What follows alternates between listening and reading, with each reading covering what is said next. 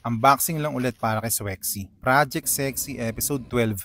Tara. Sabi nga ng mga idol ko, if it's not on Strava, it didn't happen pare. May mga old school peeps na walang pake sa stats pero magkukwento sa'yo na 5 oras lang nila kinuha ang Laguna Loop. Oo ka na lang. Ang tibay ng plastic, ang tagal bumigay. Simula nang madiscover ko ang Strava, palagi na ako nagre-record ng ride. Malakas nga lang makaubos ng baterya ng cellphone. Kahit sa Apple Watch, nakakahinayang naman kapag hindi nabuo. Ito yung unang dahilan kaya nakumbinsin na rin akong bumili ng bike computer.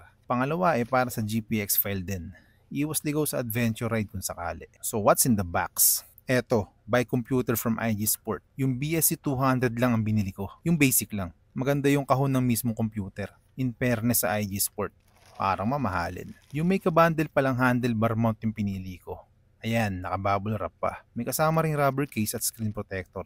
Tapos Allen key.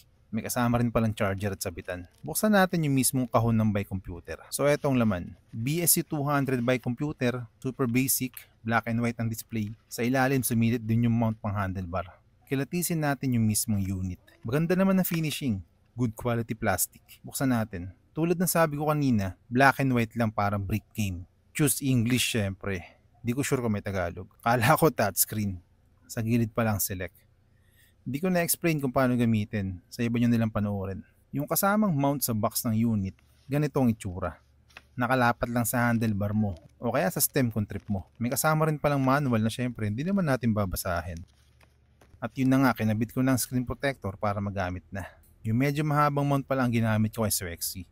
Feel na feel ko na tuloy lalo ang pagiging isang tunay na siklista. Follow for more!